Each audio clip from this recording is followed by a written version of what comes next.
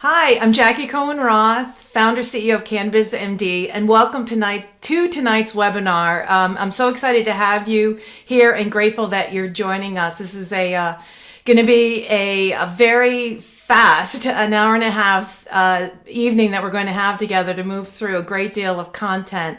I'd like to share some housekeeping points first, that for you first, to recognize that this event is being recorded. So if you have any concerns about being recorded, I think you should check out. Secondly, on the chat is now closed. After the roundtable, we will open up to the question and answers that I am particularly excited to have the three cannabis clinicians join us. And so if you'd hit that button, Q&A, and we will do our best to answer your questions. Again, the physicians are not going to be answering any personal healthcare questions. This is informational, intended only. If you have any technical difficulties or questions through tonight's program, jot down this number. It is 301-352-1851, and please be sure to include CBMD in your text message so that my colleague Brad Paleg will know that the purpose of the text. I'm sorry, that phone number is 301-452-1851. Sorry. Thank you. Thank you. All right. Getting ready to start off our program, and especially in light of last night's, or I guess it was 2 nights ago, tragedy in Atlanta, and what we have been dealing with for the past year during COVID. There's some words from Justice Ruth Bader Ginsburg that I'd like to share. We live in an age in which the fundamental principles to which we subscribe, liberty, equality, and justice for all, are encountering extraordinary challenges. But it is also an age which we can join hands with others who hold to those principles and face similar challenges. So I think those of us who are in the cannabis industry are particularly heartfelt and very strong advocates for social justice and equity. And I thank you all for joining us and being mindful.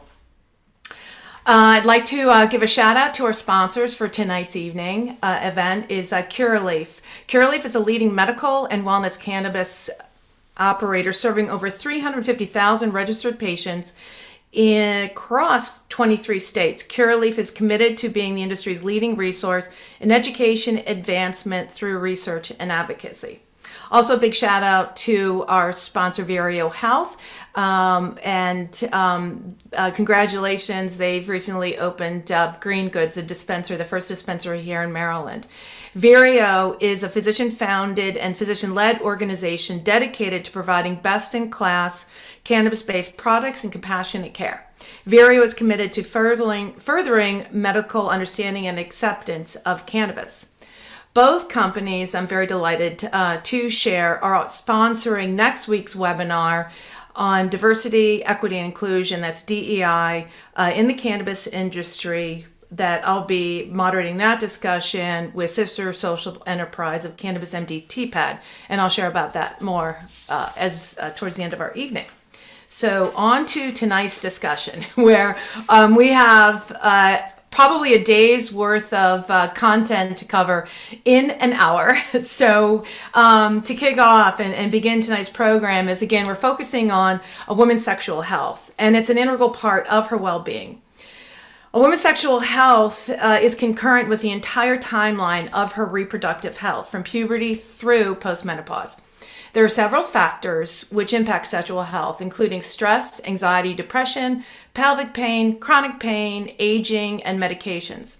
Scientific research focused on cannabis demonstrates that cannabis is beneficial to treat each of these factors directly and indirectly, benefiting a woman's sexual health.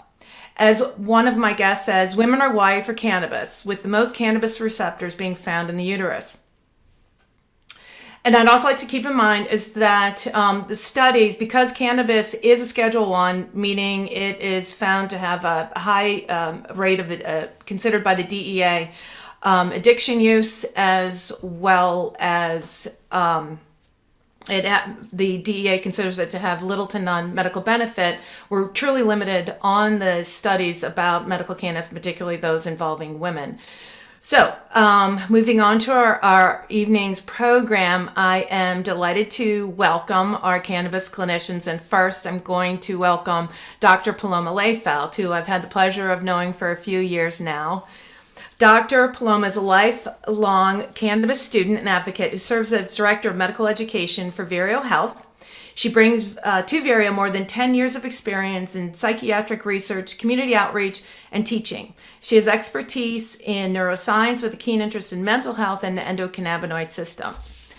Her interest in cannabis as medicine is a direct result of working with patients and research participants unable to control chronic pain and their subsequent opioid dependence. At Vireo, Dr. Lehfeldt is the direct line of communication with providers and physicians and organize outreach events, conferences, continuing education, and lectures both for providers and patients. She also is co-chair of Vireo's Health Diversity, Equity, and Inclusion Council, where she recently led an expungement clinic in her home state of Maryland.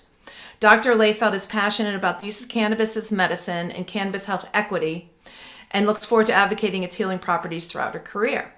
Dr. Paloma also serves on the National Cannabis Industry Scientific Advisory Committee. So Dr.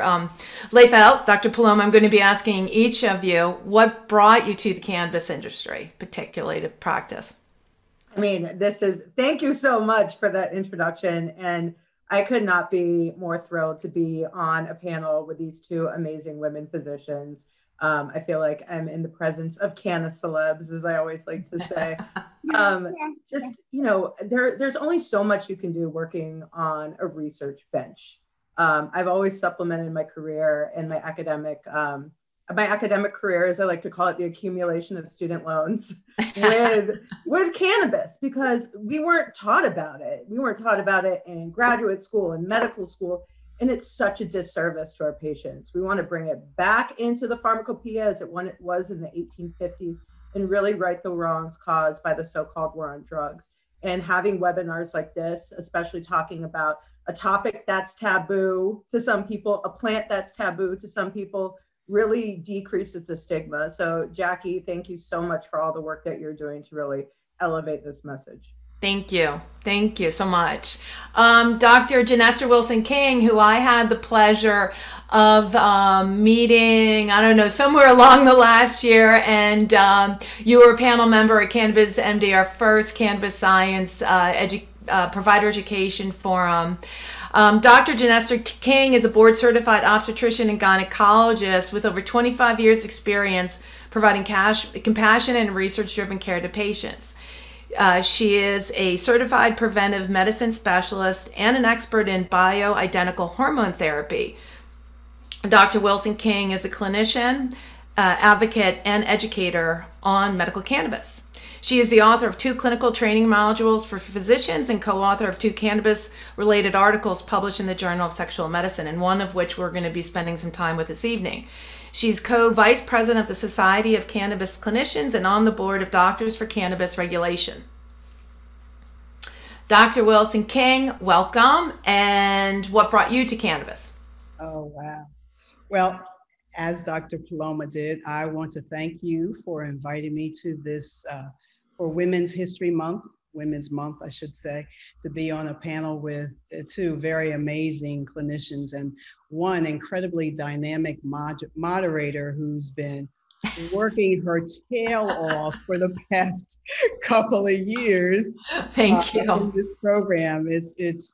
I've watched you, and you're amazing, and you're going to do more and great things in the field. So, oh, that means so much. I really appreciate that. That's really kind. Dr. Leslie and Dr. Paloma, you guys, you ladies are just outstanding, and thank you for allowing me to be on this panel too. What brought me to cannabis is when I learned about the endocannabinoid system, and I stumbled upon it doing some research. I've always been a person who doesn't like pharmaceuticals, and when I started seeing my patients coming in their 40s and they're on already 3 pharmaceuticals, and then as they got older We're increasing the number of pharmaceuticals. And I said, okay, there's got to be a better way to do this. I do not intend to carry around a bag of pills everywhere, every time I go somewhere. So I started researching nutrition and supplements and all kinds of ways to manage life, and discovered that, you know, if we are a spirit that has a soul that lives in a body. If we can nourish and nurture all three on a daily basis, we can be healthy and the body can heal itself. And when I found out about the endocannabinoid system, a receptor system already for cannabis in our bodies, it's like, it's a no-brainer. So, you know, at first you get angry because nobody told you about it before. And then you say, okay, how can I implement this into my clinical practice? And that's exactly what I did. Cannabis is a major, major complement to a wellness practice, which is what I have practiced for the last 10 years. And my motto is, many women's health conditions have multifactorial components. We know that. We have moods, we have pain, we don't sleep well, and we have hormonal dysfunction. But cannabis, this wonderful plant, can act as an anti-inflammatory agent, a muscle relaxant, a mood enhancer, a sleep remedy, and a pain reliever, all at the same time. Makes it ideal for women's health conditions. So I'm there. Thank you. Dr. Apgar, also here based in Maryland, and a physician and an entrepreneur. Dr. Leslie Apgar has over 17 years of experience in direct patient care and routinely counsels patients and sees the various, sometimes devastating conditions which cause the need for alternative therapies.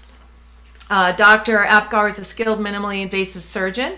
She's been on numerous hospital committees helping to educate, train new surgeon students. She's impacting change of policy and embracing emerging technologies. She's been a board-certified OBGYN since 2002.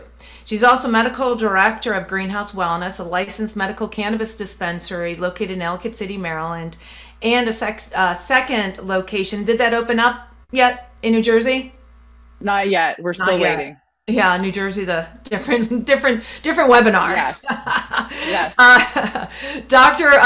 Being an entrepreneur, Dr. Apgar co-founded Blasiva with her best friend and business partner. Blasiva is a line of cannabis-infused products specifically designed for the anatomy and power of the female body and mind. So first, I neglected. I'm like a racehorse ready to go on this. I'm so excited, but I wanted to acknowledge Sharmila Klee, who was managing our outstanding playlist. That is my feminist playlist that I've been building for a couple of years. Wishing everybody International Women's Day, and then also being mindful of the timing of this webinar. It coincides with National Endometriosis Month. So we're going to be addressing endometriosis in a bit.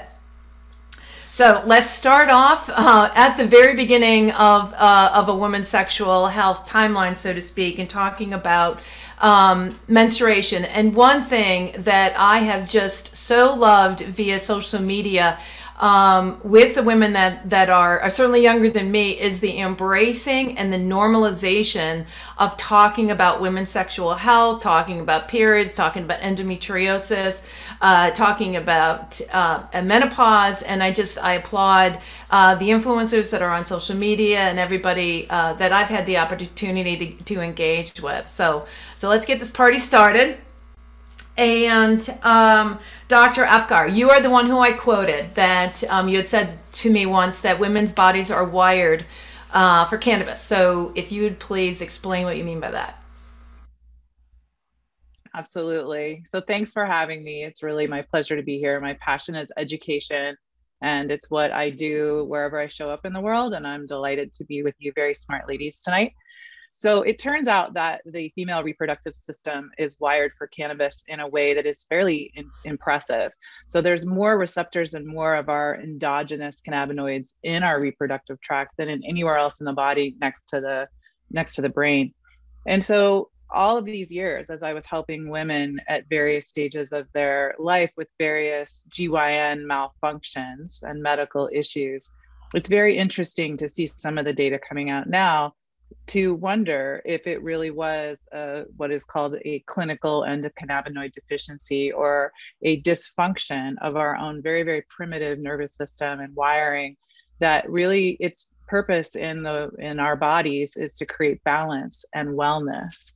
And because of that dysfunction, a lot of inflammatory injuries can happen, which then lead to disease states. So Dr. Wilson-King and I have been unknowingly our whole careers treating probably an imbalance in the endocannabinoid system, which manifests as endometriosis, chronic pelvic pain, premenstrual disorder, all the symptoms that come along with menopause. So it is just fascinating how well women respond to cannabis and how differently women respond to cannabis. So it's kind of a very unique crossroads that I find myself at, that I am a board certified OBGYN who also happens to own a cannabis dispensary with my best friend, and we're seeing it real time right in our faces. We're seeing patients respond in a really positive way, and it's profound. It is. And Dr. Wilson-King, if you would comment, I mean, that understanding that, again, cannabis, it's not a panacea. It's not going to work for everybody. And everybody, dosing regimens are varying. But if you would continue on of what Dr. Apgar was saying about how cannabis does work differently within a woman's body. Sure. As Dr. Apgar so eloquently stated, we are wired for cannabis, and the female reproductive system has the second highest number of cannabinoid receptors in the body, second to the brain, as she stated. And the uterus, within the female reproductive system, the uterus has the most cannabinoid receptors in it. So cannabinoids are a part of the female reproductive system from the ovum, which is the egg, all the way to birth. The endocannabinoids play a role in the female reproductive system. So we all have our own endocannabinoid tone. You're born with a certain number and function, certain level of function of your endocannabinoid system. And what that leads to is you're not going to necessarily react the same as another woman to a chemovar. And I use chemovar instead of using the word strain. Thank you. Chemovar is much more scientific, and it can help you learn exactly what you're taking. The other issue is that at certain times in our lives, we respond differently to cannabis. That could, for example, the endocannabinoid and anandamide. In the menstrual cycle, it is high during the follicular phase. That's the phase from your menstrual period, end of the period, until ovulation. And then when you ovulate, anandamide is the highest.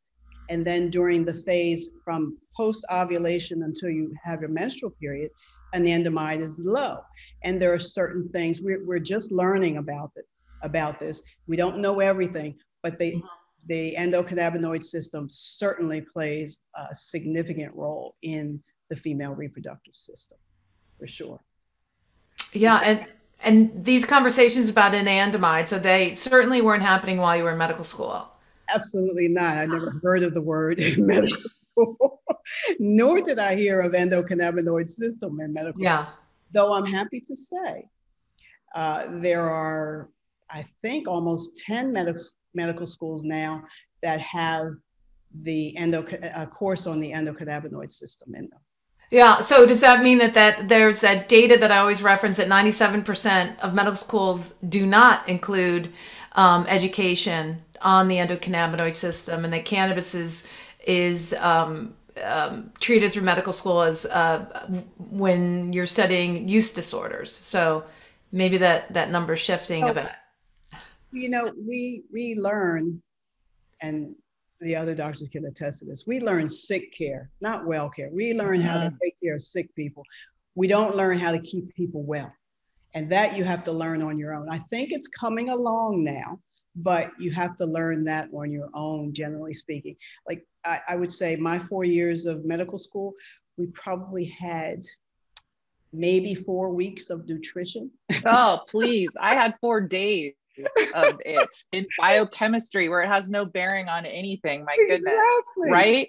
Yeah, How it's terrible. You become a physician and don't know much about nutrition. Yeah. That's just crazy. So, yeah. Well, Dr. Lehfeldt, so with your area of expertise and interest in mental health and cannabis, so if you would weigh in on how cannabis is effective in treating those issues related during PMS, irritability, sleeplessness, all the symptoms related there. Sure. So one thing it doesn't help in treating is kind of those food cravings you have during PMS and PMDD. But PMDD is a more severe form of PMS. It's in the DSM and it's completely debilitating. And it affects about 3 million women in the United States every year. A lot of these disease states, we don't really know what the etymology is of them, but it's thought to be an imbalance of serotonin. And I think we'll keep going back to serotonin. It's kind of the neurotransmitter, the happy neurotransmitter. And for a lot of these illnesses that affect women disproportionately, doctors just throw SSRIs at them. Yeah. You know, whether it be PMDD, whether it be fibromyalgia, whether it be some of the other mental illnesses that we'll speak on. And this is just a horrible cycle that occurs. You know, as Dr. Wilson-King mentioned, we're taught to treat a condition, not really heal the person.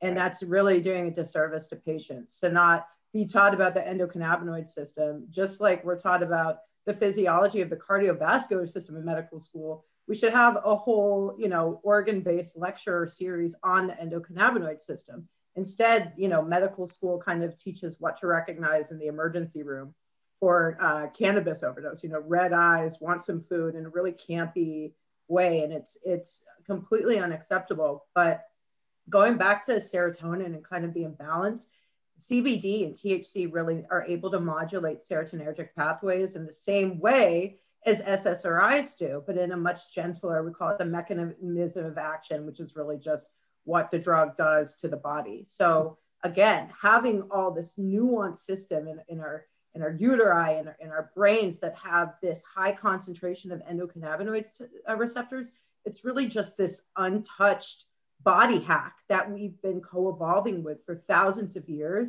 that we haven't tapped into just because of the stigma associated with it. And it's really doing these 3 million women every year a complete disservice to not have that option in our toolkits, which is why clinicians like the 2 brilliant women we have here are really, you know, out there preaching the cannabis gospel to physicians and filling in those knowledge gaps that really should have been filled in 20 years ago. Absolutely. Yeah, when you said a question, you know, just a terpene popped into my mind. Humulene, if I'm pronouncing it correctly too, as well. I don't know. But so that has shown a possible demonstration on when you said that it does cannabis. You said lightly about that, you used the word, you know, munchies while you had PMS. But, you know, what do you think about considering the application of humulene for to treat that symptom? Anybody comment? I don't normally use terpenes alone.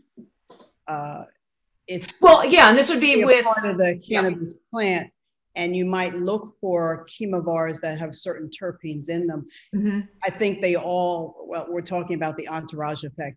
Right. The phytoconstituents seem to work well together, as opposed to each as a single molecule.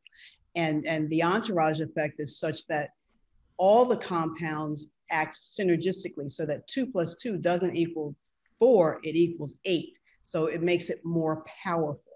Now, speaking of terpenes, there are several that are helpful with depression and anxiety and mood. And that's linalool, myrcene, limonene, beta-caryophyllene, alpha-pinene. I think there's osamine. And those are the main ones. And there's one other, the humulene is actually a good one too. But every chemovar has a different terpene profile, which influences its effects. And the response to terpenes, just like the response to cannabinoids, varies from person to person. Right. So it's better to, if you want to get the whole plant effect, what you want to do is vaporize the flower. I didn't say vape pen, I meant vaporize, like in a bong or a volcano vaporizer, things like that. That's the best way to really get the full entourage effect. The more you process the plant, the more you lose. So when you're making the oils and things like that, you do lose some of the plant. Not that it renders it ineffective, not at all. It's still very effective, but the whole effect comes from the flower and vaporizing it, and that's where you can really see the effects of the total entourage effect be manifested. Mm-hmm. Yeah, we've been speaking about the entourage effect, and as well as ECS deficiency, and that's my understanding identified by Dr. Ethan Russo, who has been a guest on a previous CannabizMD webinar where we're focused on neurologic disorders, and he suggests that this dysfunction of the cannabinoid receptors, primarily being CB1 and CB2, may explain overeager cells, as he says, left unchecked in endometriosis. In endometriosis lesions compared to controls, there has been a decrease in both CB1 and CB2 receptors. Dr. Apgar, would you comment on that? Sure. It turns out that it's a very interesting disease process to look at. And it's really interesting when you look at it from an oncologic perspective, because endometriosis is insidious and it metastasizes and spreads in ways that are really odd if you are not a gynecologist and have studied this the way that Dr. Wilson-King and I have. But it's also been the bane of our existence, and it has been very difficult to treat. And the dysfunction and the pain and suffering of women, the lost hours and years of work, the loss of contribution to our economy, the pain and suffering of marriages, of sex lives, et cetera, it's pretty profound. And it turns out that cannabis is a very interesting study right now in the treatment of endocannabinoid deficiency, which may lead to endometriosis. So obviously, cannabinoids are trying to create balance in the body. And when you add CBD and THC and various combinations along with certain terpenes, you get those cells to act differently. You get them to not want to metastasize and to spread much as cancer does.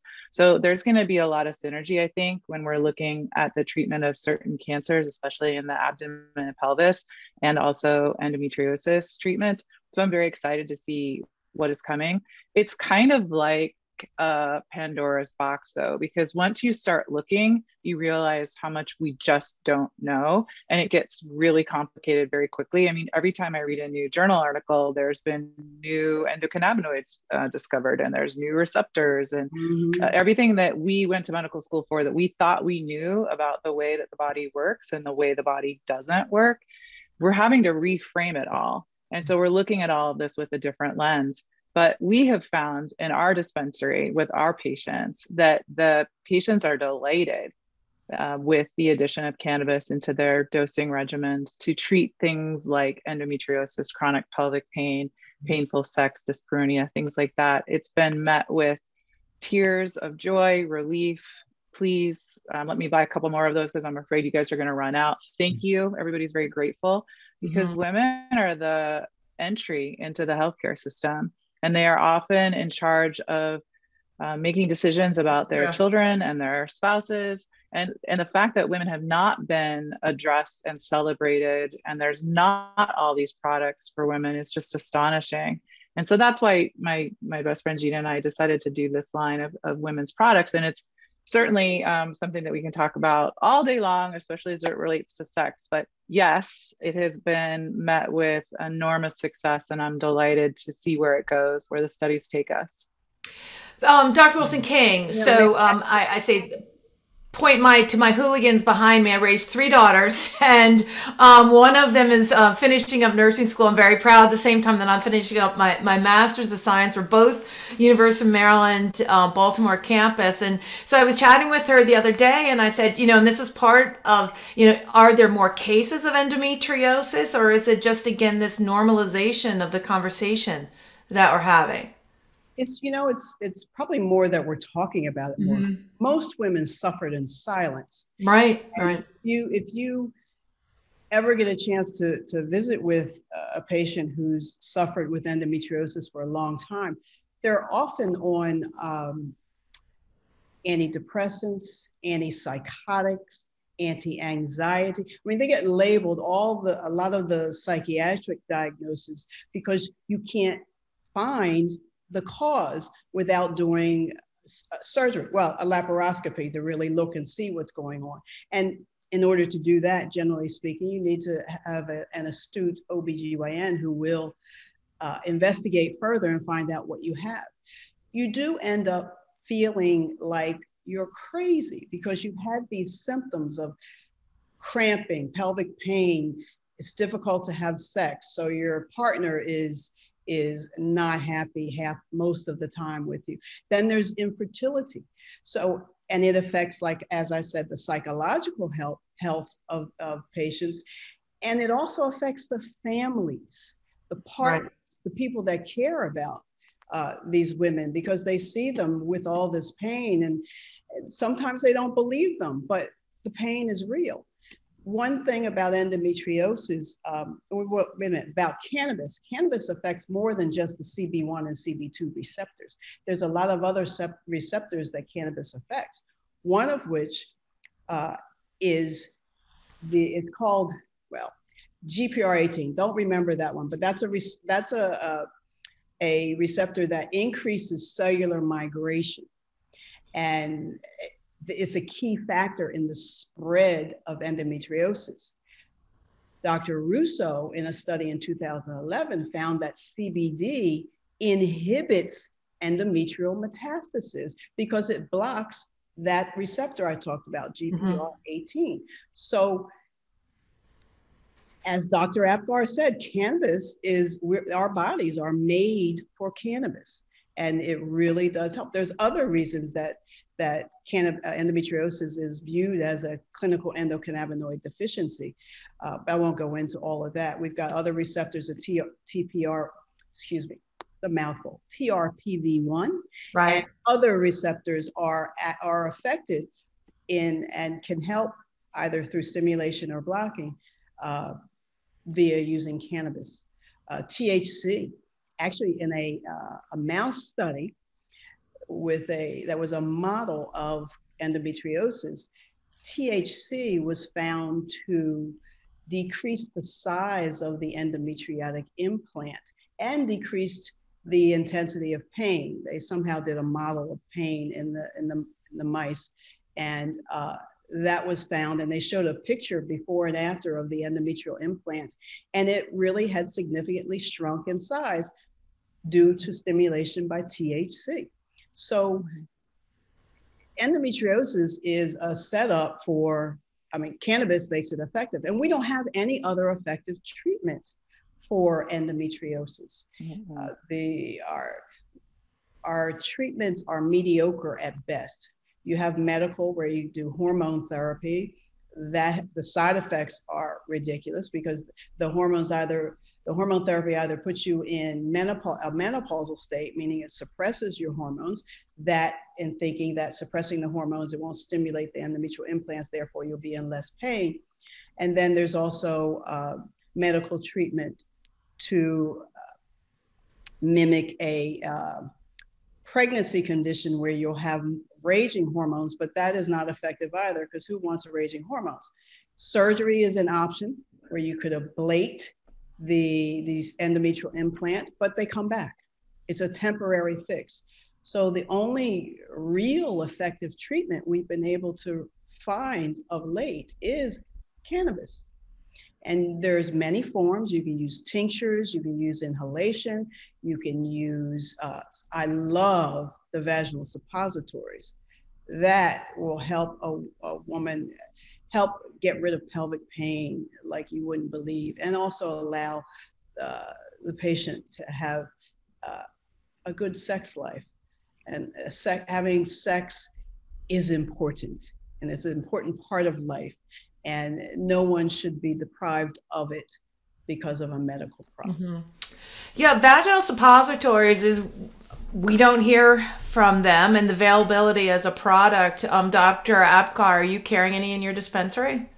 Well, darling, we have things in the pipeline. You know, I waited my entire career to get the kind of estradiol and the kind of carrier to deliver to women of reproductive age and post menopause. So yeah, we're very used to using the vagina as a delivery system. It is lovely in so many ways. It bypasses the first pass effect of the liver. It gets absorbed incredibly quickly, and you can put the medicine really close to where the injury or the disorder is. And the patients love it. So for right now, we're actually helping people make their own suppositories and show people how to use cannabis intravaginally with carriers. But stay tuned. We've got really big things coming in the realm of vaginal delivery for various disorders. And so the psychotropic effects are lessened with vaginal not delivery? Necessarily. No, not necessarily. You have to be careful about your ratios, and you have to be you have to meet the patient where she is. Basically, it's an individualized therapy, as really all of medicine should have been our whole careers. But Big Pharma is not set up to do it that way, and Big Pharma is not set up to create wellness. It's basically to keep people sick and keep prescribing new drugs. So really, it's to turn all of this on its head and approach each person who's in front of us as a unique individual with unique issues, and to tailor make our recommendations based on that. Yeah. And our conversations, Dr. Paloma, I don't intend to leave you out, but they are, as we focus more on the GYN issues and mental health. That umbrella of mental health, of course, encompasses every piece of what we're speaking about. So what I'd like to move into next is a discussion on fibroids and the efficacy of treating fibroids with cannabis. Dr. Wilson-King. Oh my. I haven't really treated a lot of fibroids with cannabis. You can treat the symptoms of fibroids with cannabis, such as this symptoms of pain, pelvic pain, pain with defecation, pressing on the bladder.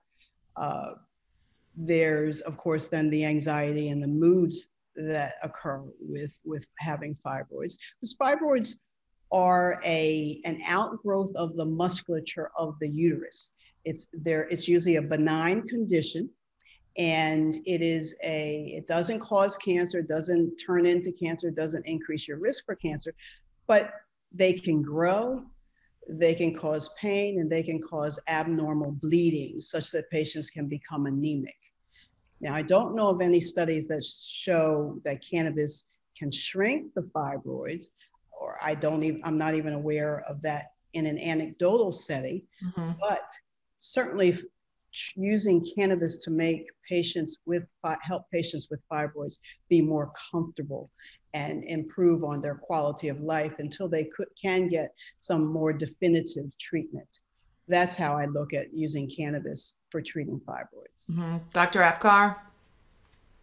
I completely agree. Yeah. I mean, it's an interesting study to think about, because as we've mentioned, there are the most amount of receptors within the uterus.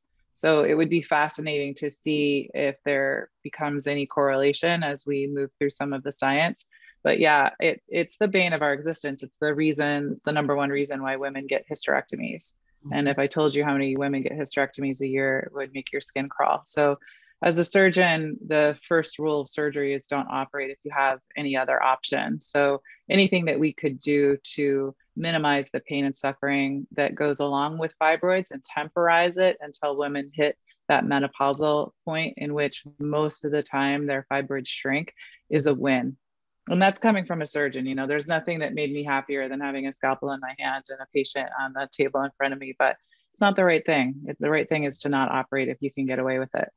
Absolutely. And I've read some data where actually Black women, there's a far higher incidence of hysterectomies. And why is that? Yeah, it's absurd. It's something like 90% of women at the time of autopsy, Black women, and it's 80% of any other skin type. Now, anecdotally, in my career, I will tell you that anybody with darker skin had usually bigger, more aggressive fibroids. And some of my horror stories, when I think back on the surgeries that I've performed on my women, were of African-American descent and then sometimes my Asian descent patients. But they're sort of ubiquitous. And that's not necessarily what I was taught in medical school. I was not expecting to find fibroids be such a huge predominant part of my practice of gynecology, but it certainly was.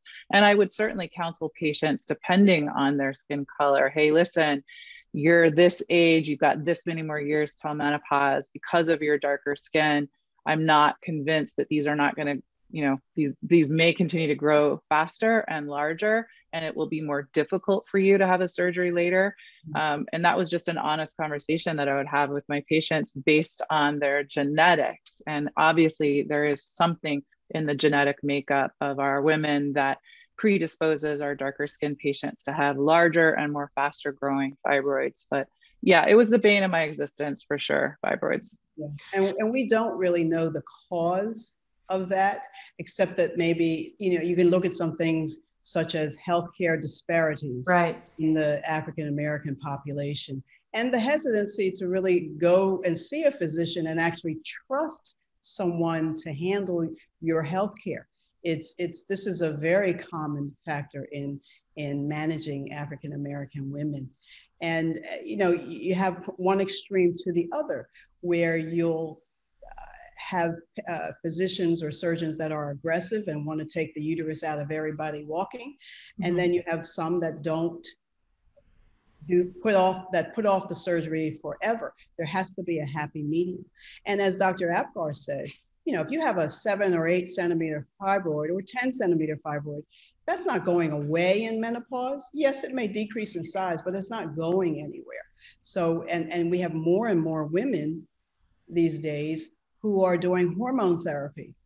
And it is a part of the bane of my existence, is I do a lot of hormone therapy when there are fibroids, mainly when they are near the mucosa, like the inner lining of the uterus from which you would bleed.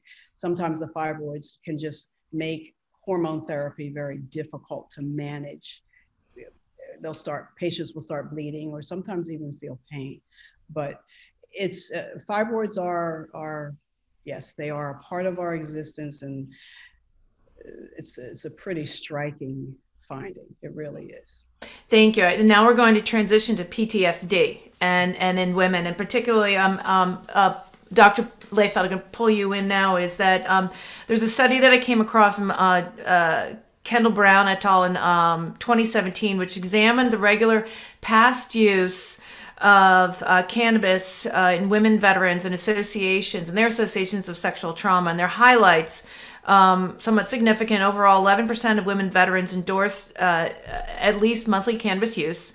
5% of heterosexual and 21% of lesbian, bisexual women reported at least monthly use. Use was associated with minority and marital status, younger age, lower income. Use was associated with tobacco, alcohol use, and PTSD symptoms.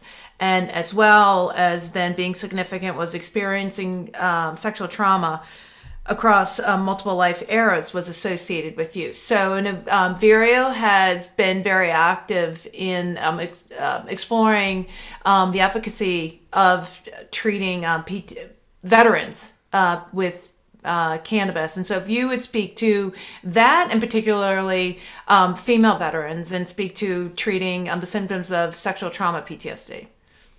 Yeah, no, I'm really happy you brought up that study, just because we really often forget about our female veterans when we talk about post-traumatic stress disorder. 9% of our veterans are female, and that's going to more than double by 2040. So this is an incredibly fast-growing population within the U.S. military. And when we talk about PTSD in our female veterans, we're not just focused on combat-related trauma.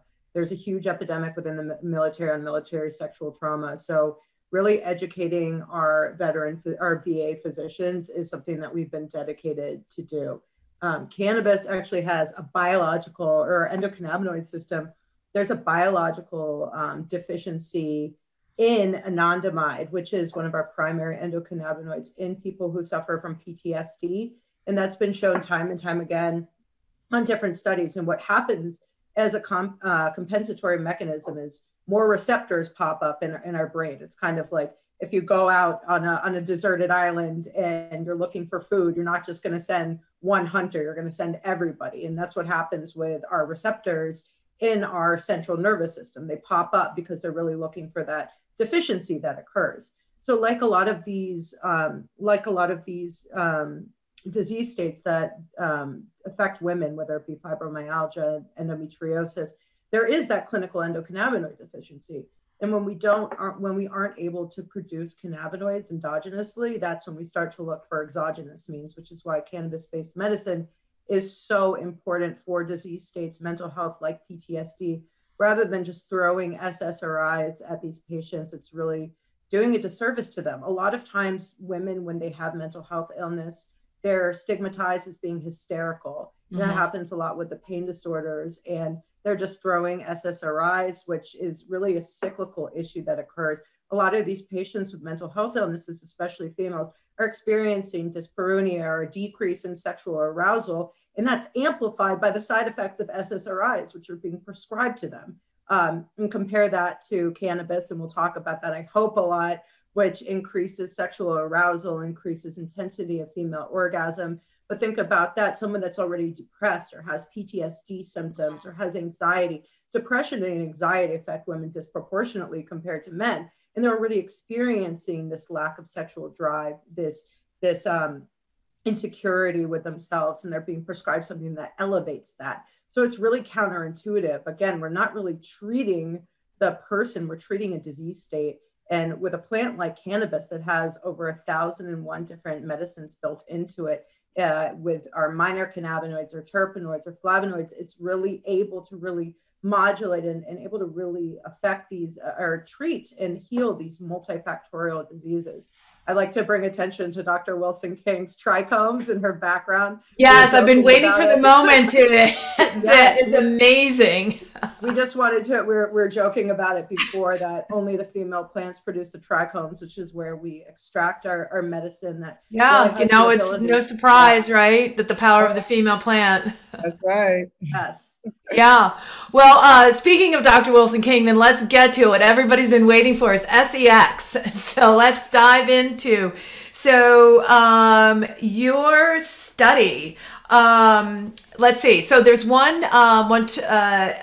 index that I'd like you to explain that is cited. It's the Female Sexual Function Study, or FSI, which is a 19-item self-report measure of female sexual function that provides the data for analysis. So when was this first identified? The Female Sexual Function Index? Oh, yes. Many years ago. Okay. Probably in the early 2000s, late 90s, somewhere in there.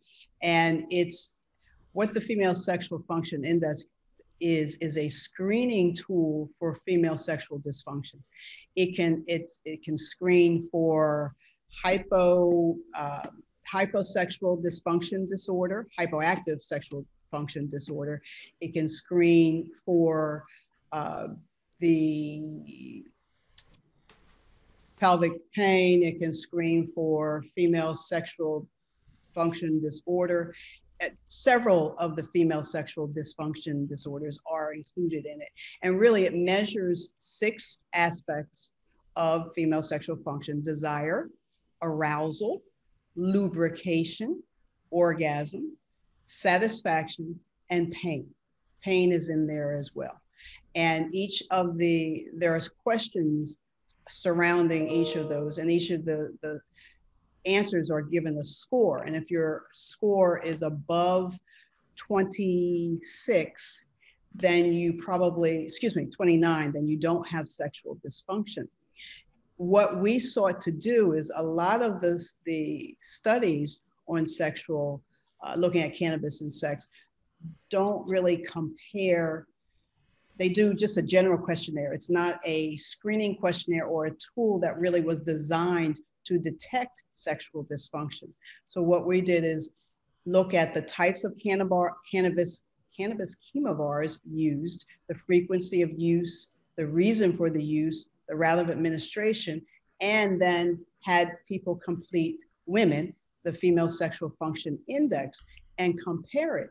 And what we found that is the women who reported more cannabis use had higher female sexual function index scores, FSFI scores, between 26 and 29, and actually 26 is the cutoff. So they scored really well, whereas those with who are the non-users did not score very well. Most, actually out of our study, 72.8, almost 73% of women reported using cannabis more than 6 times per week. And it's usually through smoking flower.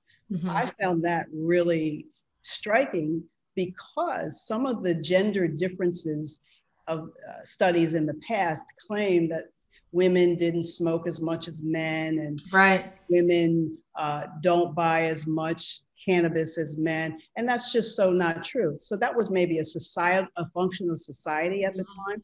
Mm-hmm. But in the month of March 2020, women bought spent more money in cannabis dispensaries than men did, and they did for a few weeks. Of course, that's during COVID. Right. And women definitely smoke cannabis just as much as men, is what we found in our study. So what we concluded is that the increased frequency of cannabis use was associated with improved sexual function among female users, while the chemovar type, the method of consumption, and the reason for use did not impact outcomes at all. How about age? Age, certainly women as they age, sexual function decreases, but the female sexual function index did not show that older women who used cannabis still had better sexual results than compared to women of the same age who didn't use cannabis. Yeah, and that transitions to a conversation on menopause. So with the symptoms during menopause of irritability, depression, anxiety, and Dr. Apgar, what are you seeing with the patients that you counsel and the efficacy of treating the symptoms of menopause? And is there a difference in, again, the looking at the different chemovars and again those blends with terpenes and that entourage effect? Great question. So a very, very smart reproductive endocrinologist, when I was in residency, or maybe I was still in medical school, said to me that women as they age get more anxious. And that women and she was very forward thinking, and I love her to death. And she got me onto bioidentical natural estradiol and progesterone from a very early age, which I'm grateful for. But she said that her patients who were on the hormone replacement had a general sense of well-being. And it has been something that has echoed into my brain for many, many years. So there is something that happens, whether or not it's anandamide levels plummeting as it falls, or as it follows falling estradiol levels, or if it's vice versa. I don't know which is the driver there, and it would be fascinating to investigate this. Mm-hmm. But something is going on between our mood and falling estradiol levels. So we have found inordinate success with the troublesome symptoms surrounding menopause, that we are putting patients on daily cannabis by mouth to have a high CBD to low THC ratio just to create balance in their bodies. And then we offer either flower to vape or vape pens or edibles that they can take to help them sleep, because obviously sleep is completely disordered as we approach and get through menopause. And we have found that if you can help women sleep better, everything's better. Everything is better, because you can mount a response to whatever the day is going to bring to you if you have had a good night's sleep. So really, as far as right. So it's really, we're changing lives by helping women sleep. And I also think this bears repeating. Cannabis is not a one and done, one-stop shop. I mean, this is one part in our toolbox. We have a toolbox that includes many things. I'm not afraid of hormone replacement therapy. I talk to my patients about that. I talk to them about their diet. I talk to them about getting out in nature and meditation and exercise and all the things, and love. It's one part of the process, but we have found it to be incredibly helpful. The anxiety is just profound, and the shame that women have. Mm-hmm. So to have a forum for them to speak so honestly and without shame has been just really freeing. And it's been lovely to see these patients walking back in with renewed pep in their step. And, you know, it just, if you can help women with these symptoms, you lead to happier households in general. Right. One of the other things that happens in women as they age, yes, the estradiol level decreases, but our cannabinoid or CB1 receptors in the brain increase. And what I have seen in my practice is that my postmenopausal patients generally have a bit higher requirements for cannabis, higher doses. So the tolerance. So tolerance is decreasing, and so then they can handle a lot more because they have many more receptors. Mm-hmm. So they can handle higher doses. I have some older women that are on some doses that I just like, there's no way. I'm sorry, I said that in reverse. The tolerance is I said in the flip that. Yeah. Don't worry. But okay. Yeah, and it's just the individualization of it. Like right. my best friend Gina can tolerate so much more than I can. I think my cytochrome P450 system is a bit sluggish, so I don't think that I necessarily break things down very well. And what she can take, I mean, I'd go to bed for a week, and yet, you know, she's postmenopausal and she's balanced her body by taking these medications to sleep, by the way. And she's lost 40 pounds. Her body is no longer in pain. She doesn't have that ulcer anymore. She doesn't have to eat to make her ulcer feel better. Yeah. And she's not picking specific chemo bars. She's just taking, you know, a gummy before bed to help her sleep. But it does have CBD in it. I mean, if there's one thing that I've drilled into all of our employees, it's CBD is the queen molecule. And then, yes, we do need some THC along with it. But it's really been profound to watch what this medicine will do to women in all stages of their life. Absolutely. Yeah. And Paloma, if you would speak to then what we're just talking about, that CBD THC ratio, and particularly then we're talking about anxiety. We haven't addressed COVID and the heightened anxiety during COVID, heightened depression, and where these different particularly the primary cannabinoids being THC and CBD, and what sort of ratio should somebody be looking at to treat anxiety? Well, before we go there, not to bring it back to sex with menopause. Yeah, we can't leave out sex. I just wanted to touch on the fact that as women age, they're much more likely to experience sexual dysfunction. And Viagra has been around since 1998 to treat male sexual dysfunction. And yes. Come on. I mean, where is cannabis is that answer for women? So thank you, Dr. Wilson-King, for doing that study. Thank you, Dr. Apgar, for bringing in the fact that menopause is not just a hormonal change, it's a psychological change. And, you know, to loop it back to anxiety and depression are almost twofold more likely to occur in females. And again, having the stigma of a mental illness with females and not being able to talk about it because it has this tag of hysteria or being in your head and throwing the SSRIs with you. And just to mention that I've already kind of touched on some of the side effects of SSRIs, which increase sexual dysfunction, but also there's actually a syndrome called SSRI discontinuation syndrome. So you can't, not only does it have a bevy of side effects, but coming off the SSRI is potentially lethal. So these are epidemics that are affecting our women. And there was just a study that came out in Reuters that now with the COVID-19 pandemic, 1 in 5 people who are affected with COVID develop a new onset mental illness. Mostly 1 in 5. Study. 1 in 5. That's significant. Yeah. That's astounding. And again, we can't throw SSRIs, antipsychotics, anxiolytics, benzodiazepines at these people. The side effects are detrimental, interfere with quality of life. And then we compare that to our Schedule 1 cannabis and it's absurd. The benign comparatively side effect profile that we have with cannabis is just a name. So again, bridging this gap with research is really how we do it.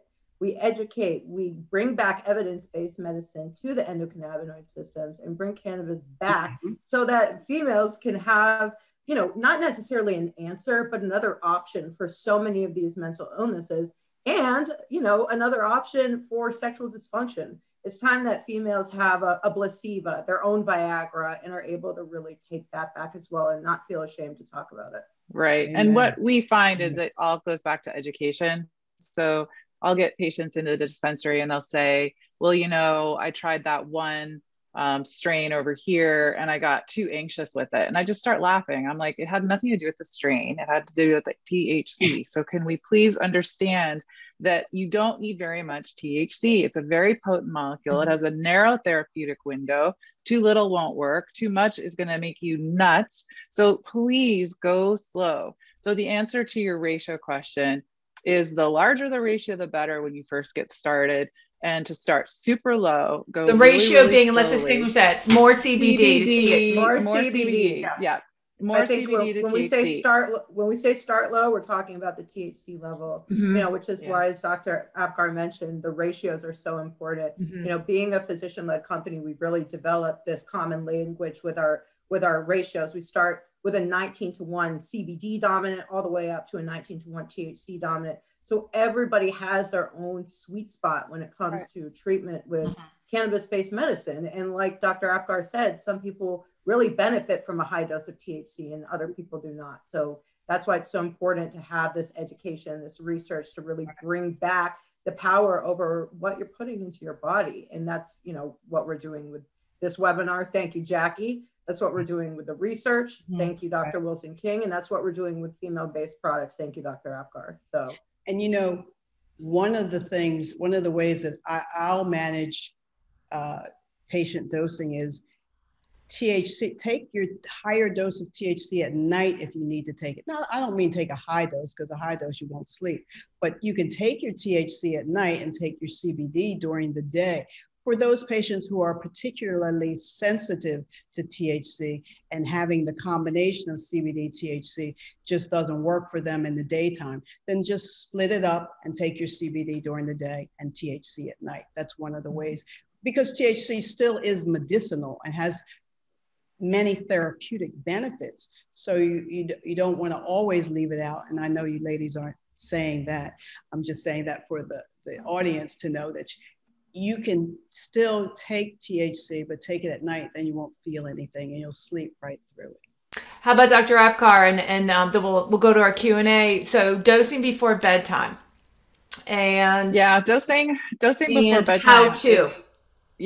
So I'm a big believer in eating the plant. I really do think that we need to get those cannabinoids into our gut, which has all of our the broken gut. Everything starts in our gut, inflammation and disease and serotonin and all the things. And it turns out that if you can treat it like a vitamin that you're deficient on, and that's the way I explain it to so many of my patients. Patients understand what a low vitamin D level is. They've been told that they have low vitamin D and they need to take a supplement. And so the way I explain it to the patients is that your vitamin levels, your cannabinoid levels are low, and therefore we need to supplement with a vitamin. And it just happens to be in the form of this pill or this flower, but you do need to supplement it. The reason that I like the gut as far as delivery, especially tinctures, which have the 1-2 punch, is that you get the immediate absorption through the oral mucosa, and then when you swallow it down, you get a prolonged and more intense effect that can last 6 to 8 hours. So when we're talking about people who are in chronic pain, you need them to be able to have something by mouth that's going to keep them asleep and keep their pain controlled. So I do like to have a combination of CBD and THC at night. Now, some of the patients do find that CBD makes them a little up, like it doesn't actually make them sleepy. It kind of keeps them awake. And so sometimes I would have to then switch that and give somebody the CBD in the morning. It's kind of like coffee and caffeine. Sometimes people drink caffeine and it makes them sleepy. It's that opposite effect. So sometimes you'll see that in the cannabis world as well. But yeah, dosing, I love to dose people twice a day. Humans, I like to meet humans where they are. We're not very good at taking medications. We're not very good at taking medications multiple times a day. So I have to ask the patient who's in front of me, are you going to take it at night? Are you going to take it in the morning? What will you actually do for me? And I usually can get people to commit to twice a day dosing. Yeah. And another way to get THC is to put the flower in a cup of tea and you'll get the acidic form, THCA. Yeah. Actually, you can probably purchase THCA from dispensaries, but you can also put the flower in a cup of tea, and that water is not hot enough to decarboxylate the THCA into THC. So, but THCA is absorbed and better metabolized than THC is, and you can get the same or very similar therapeutic effects. So that's another way to avoid the psychoactivity of THC, but also understand that all the cannabinoids are psychoactive. It's just that CBD is not impairing. THC can be impairing, but all the cannabinoids are psychoactive. Yeah, and Dr. Lehfeldt, Dr. Apgar touched upon it, but with an ingestion of THC and that conversion that she's alluding to, so with that first pass metabolism, and so that THC becomes more powerful in a conversion. So if you'd speak to that and comments that you have about dosing before bed. Sure. So there are a lot of different kinds of insomnia, right? We call it primary, secondary insomnia.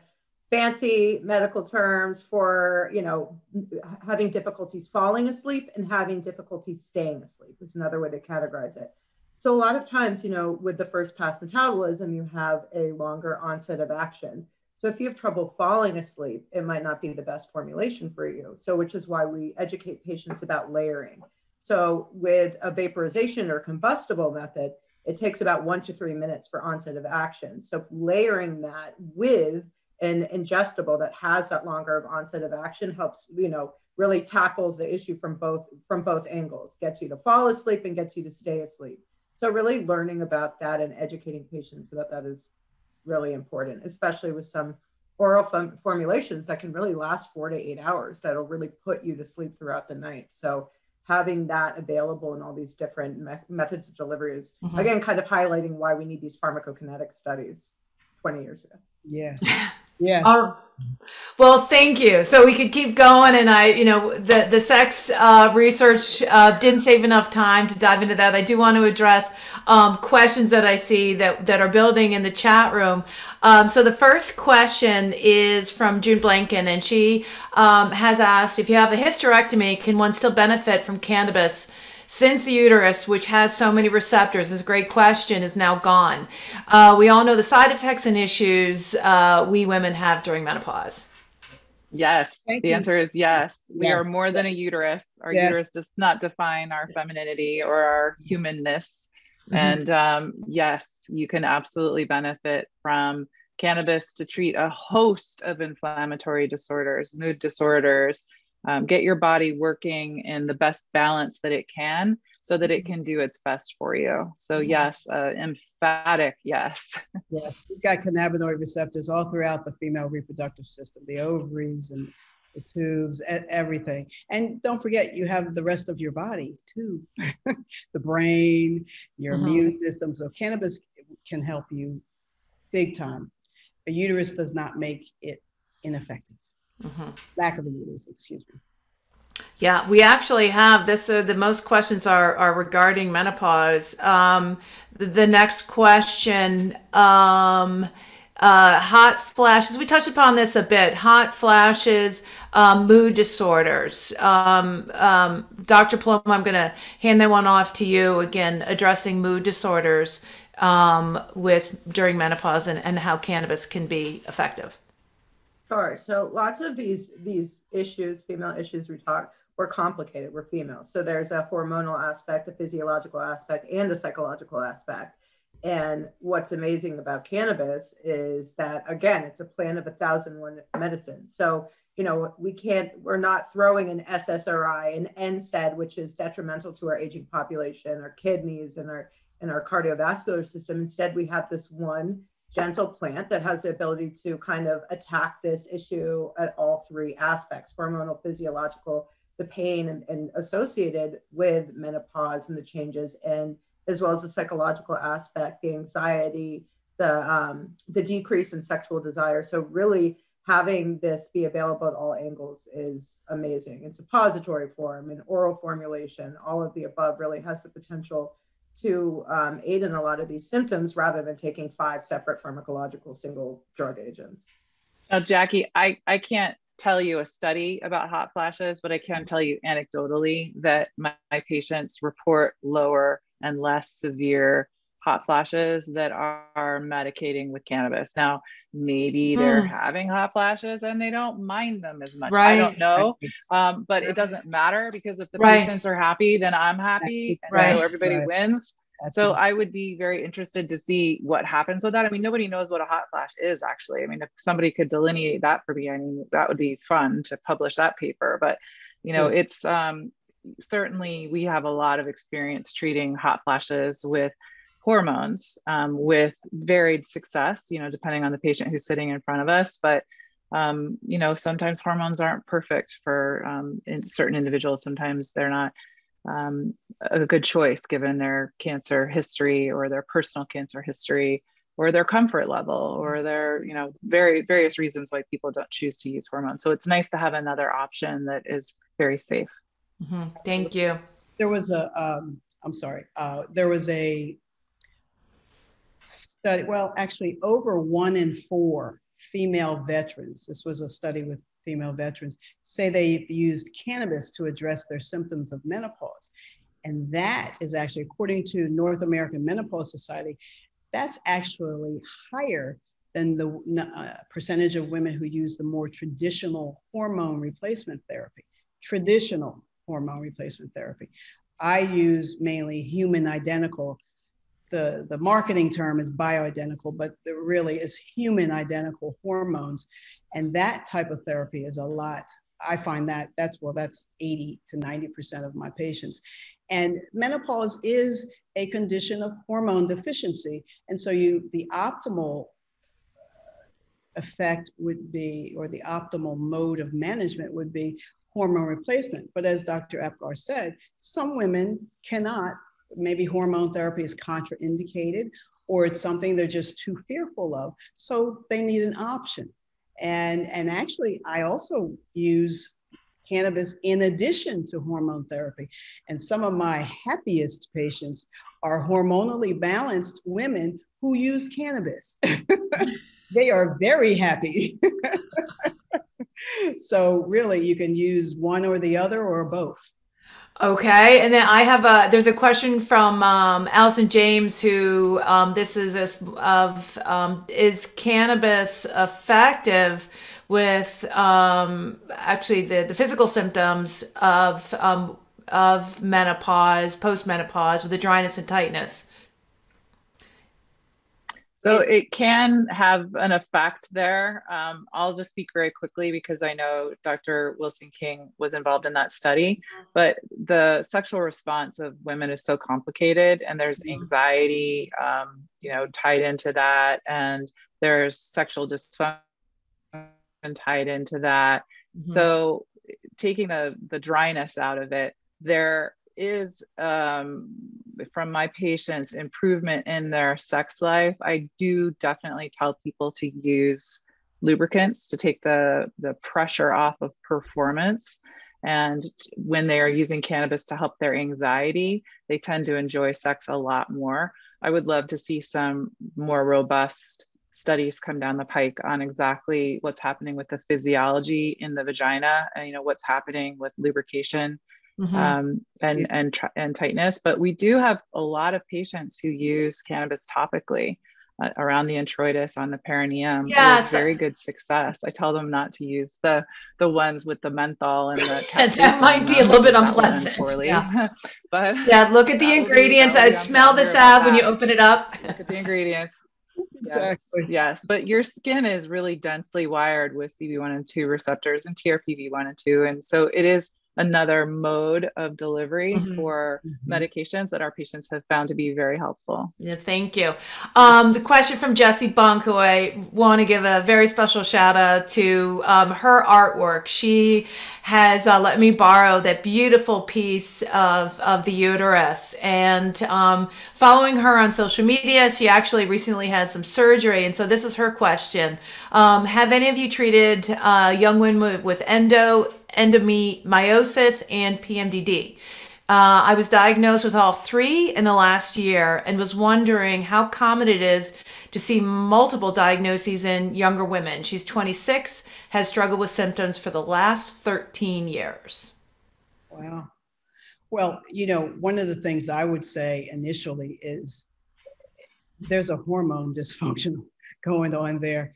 I would actually check the hormones, and I find the use of a low dose bioidentical or human identical progesterone is very helpful for PMS, even PMDD, if managed properly. Certainly cannabis is helpful. We know cannabis helps improve mood, certainly lift depression and calm down anxiety. So you're going to find that cannabis is helpful, but don't forget looking at the hormones and hormone balancing as well.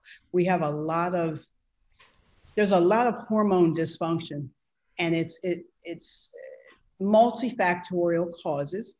Our nutrition, there's hormones in our food, there's hormones in milk, if anybody still drinks milk, and it's if you microwave certain items, you're going to create what's called xenoestrogens. Those are false estrogens. So we're getting hormones from extraneous sources, and that's causing our children to go through puberty earlier. I have had some 8 and 9-year-olds come in with breasts, and a lot of it does have to do with diet, where if you look at women or girls who live in, say, some of the more rural areas of China, or in outside of the urban areas in some of the countries on the continent of Africa, they won't begin menstrual periods until 14 or 15, which is the way it used to be in this country, until the processed foods and all the additives and chemicals and the onset of microwaves. And we cannot forget obesity, overweight and obesity. That's right there can cause hormone imbalance. You'll be estrogen dominant and not enough progesterone to support, because estrogen is going to hang out in fat cells, and estrogen can be converted made in fat cells. So with the more fat cells you have, the more estrogen you have, therefore the more risk for fibroids, the more risk for spreading your endometriosis, all sorts of things. So there's a lot of factors involved, and certainly one thing is not going to solve it. Everything's a multifunctional approach, multiple mechanisms of action. We have to, get the diet, get the lifestyle under control. All the things that Dr. Apgar and Dr. Paloma said earlier said earlier that must come into play. Cannabis is a tool. No, thank you. Big chest. All right, now we're going to shift the conversation actually to a bit of policy. So I'm going to hand this off to you, Dr. Lehfeldt. Is that actually from Tracy Mitchell Griggs is until cannabis is legal. So I'm sure she's referencing federal legality, where we have the majority of Americans now have access to medical cannabis. She says, what is the point? Most women get info from their PCs who don't have information about medical cannabis. So what is the response? So you are out there in the field, so to speak, Dr. Lehfeldt, as educating physicians. And have you seen a shift as, are physicians, those primary care doctors, more accepting? What are you seeing out there? Yes and no. I think it's kind of counterintuitive that we see some of the younger physicians actually not adopting cannabis. Yeah, you said that to me once, and yeah. That is absolutely counterintuitive. It is, because why do you think that is? Because we're taught to practice an algorithm, evidence-based medicine way, stepwise process to prescribe medicine, whereas more seasoned physicians have seen firsthand that pharmaceutical agents don't always do the trick. And unfortunately, cannabis often is a last resort for intractable illness, when in fact it should be really one of the first resorts, due to the fact that its side effect profile is benign compared to a lot of these different pharmaceutical agents. And as we move, hopefully in the next 5 years, toward federal legalization, as we kind of, even if we reschedule versus deschedule, it'll really open that door to research. And hopefully, one of the policy recommendations that we're doing is to start to include cannabis-based medicine in the endocannabinoid system on U.S. medical school boards, so that it's really required to be taught, and it's really ingrained in our learning, so that it won't have this stigma anymore. I mean, again, why do opioids not have a stigma when it's killing 113 to 130 people every day, and oral opiates are Schedule II? I mean, it's really antiquated legislation. It is. Yeah. It's inane, antiquated, anything you want to throw it at, but it's what it truly is unacceptable to patients. Absolutely. Yeah. What's interesting is that every time I go into a pharmacy and I share, I'm getting my master's degree in the School of Pharmacy, Maryland School of Pharmacy, and how frequently are patients asking you about medical cannabis? Is anybody asking you about drug-drug interactions, which is also what the physicians should be aware of, and patients should be free to discuss to be open, how critically important it is that patients share all the medications that they're on, including medical cannabis, because some of the medicines don't work well with cannabis. And also if they don't, but yet you can manage the time of dosing so that they do. Let's see, I have one final comment is from June Blanken, who had asked one of the first questions about menopause, and she's thanking everybody. It's been phenomenal. She felt very personal that she had suffered her whole adult life with fibroids. Myomectomy first, which helped for a few years. Then supracervical hysterectomy, leaving one ovary. Finally, last ovary developed a cyst. And as she says, it was game over. Surgically induced menopause. Unfortunately, I've heard this so many times. She does use bioidentical estrogen currently. And again, a question about vaginal suppositories and, the availability. I'm not seeing much. I'm not seeing the processors putting this stuff out. And what do we need to do to make that happen? So it's honestly, first of all, we have to make women's health a priority, and we have to tell the men that are running the show in my state and probably across the country that we're important. So we need to stand up and flex our muscles. The problem with vaginal suppositories is that you want to get something that is stable at room temperature and that it melts when it's placed in the vagina. And that can be difficult because there are lots of medications that Dr. Wilson-King and I prescribe to our patients for intravaginal use. And some of them kind of melt in your hands when you have them. And that's not ideal, because then you're going to have an oil leaking all over the place. So what we do at our dispensaries, we teach people how to buy their own suppository capsules and then how to fill them with oil and how to use them themselves. So it is a little bit incumbent upon the patients themselves to seek out people who can help educate. But we certainly have that at our dispensary and are happy to help anybody. But yeah, we do like the vagina as a way of medicating, and it's very underutilized. But stay tuned, because we have things coming, especially for women. Yeah, we're very excited for some really cool things to come down the pike. All right. Well, another way to find a good physician wherever you are is if you go to the website CannabisClinicians.org. That's the website for the Society of Cannabis Clinicians. We have a Find a Doctor application in which you could put your zip code in and find a member of the Society of Cannabis Clinicians nearest to you. There is a certain, they follow certain procedures. No, we don't have specific protocols or anything, but there's a certain level of competence that is expected from a physician who is a member of the Society of Cannabis Clinicians. So you can, I can't say everybody is great, but certainly that's a good place to start. Oh, and I'm going to wrap this up with a beautiful comment from a man. First off, this is from Troy Berkness. I apologize. I hope I'm saying your name right. First off, I love everyone's energy and passion. Thank you for putting this together and getting me amped up to be a better ally. How, as a man, can I help combat the stigma with you powerful and intelligent women?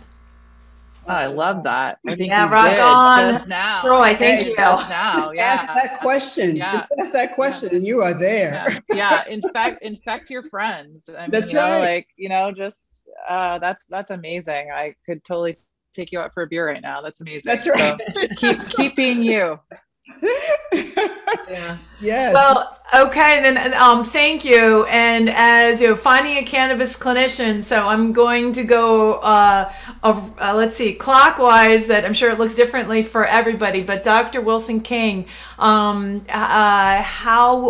should people find you, and how can they connect with you?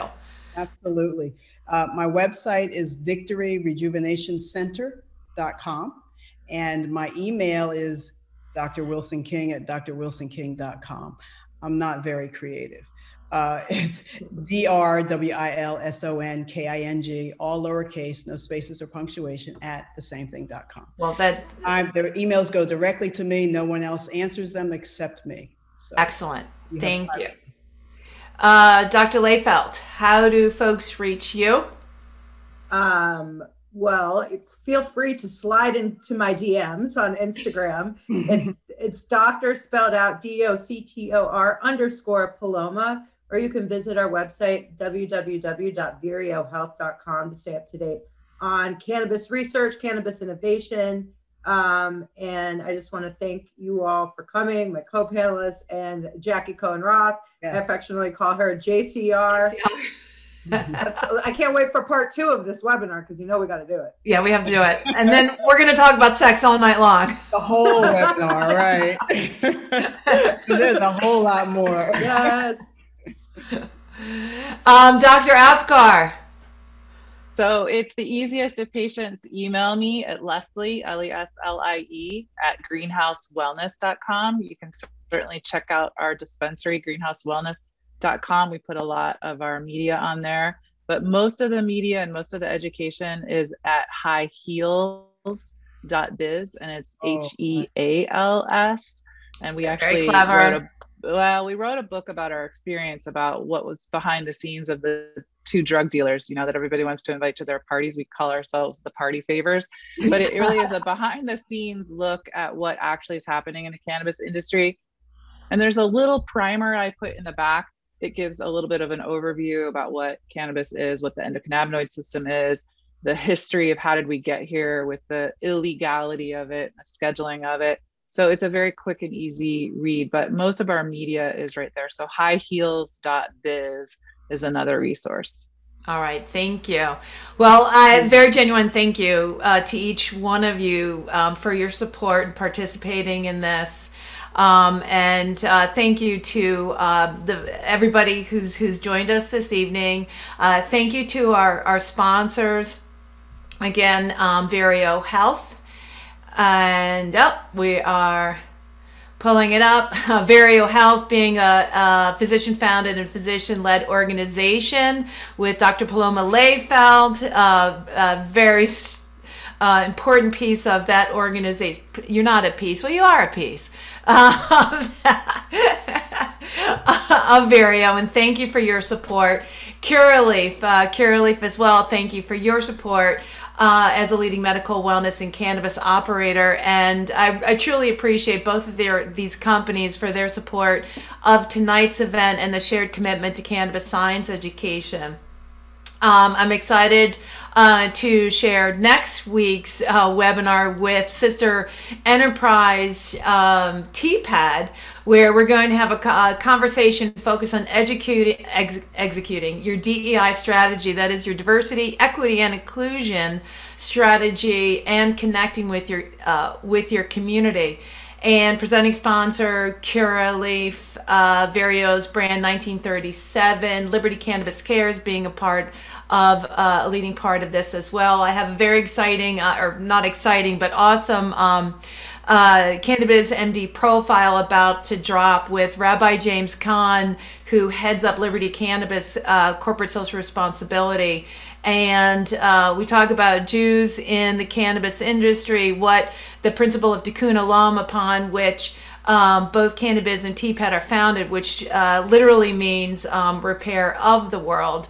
And we have Dr. Tiffany Bowden, who is one of the panelists. She actually wrote Amazon's DEI strategy. She's an independent consultant now.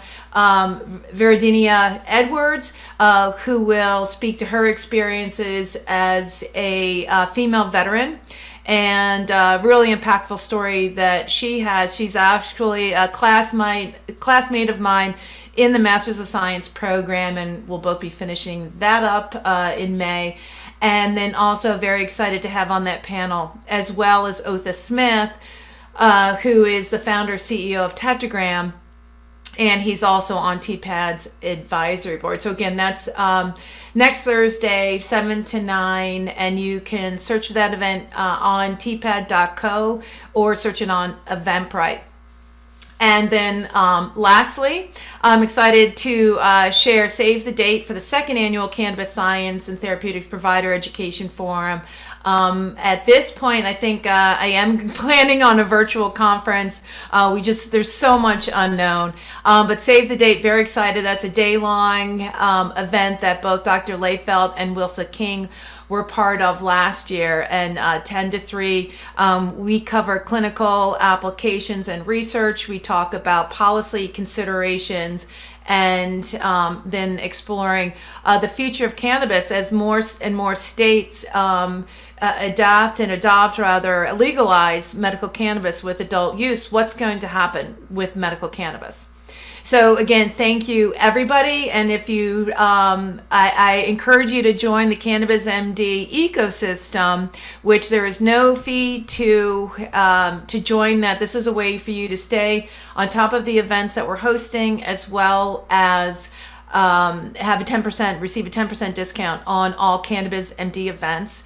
That does not apply to TPAD events. Just want to back that up. The proceeds of TPAD events support the TPAD Scholarship for Black Entrepreneurship, and then what's new is we are establishing TPAD Grant, understanding that not everybody is on the path to secondary education as an entry into the cannabis industry, as well as for advancement. So again, thank you everybody. And the way that you can, you found me already on CannabizMD.com. My email address is Jacquie, Jacquie, at CannabizMD.com. IG handles, Cannabiz.md and TPAD_Baltimore.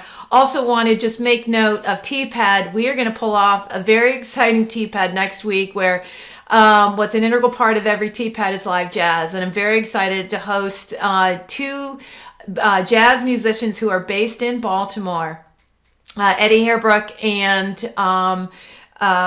Ray Winder. Eddie's been hosting porch concerts in Baltimore throughout COVID to lift everybody's spirits. So very excited. And they're going to kick off the event next Thursday with some live jazz. And then we'll go into our provocative conversations that every TPAD is known for, opportunity to network with our subject matter experts as well as each other in the breakout room. So again, ladies, thank you so much. Happy International Women's Month, happy Endometriosis Month, and I hope that we answered some questions, and I hope that actually we also intrigued for folks to engage and follow us and be part of future webinars. So good night, everybody. Thank you.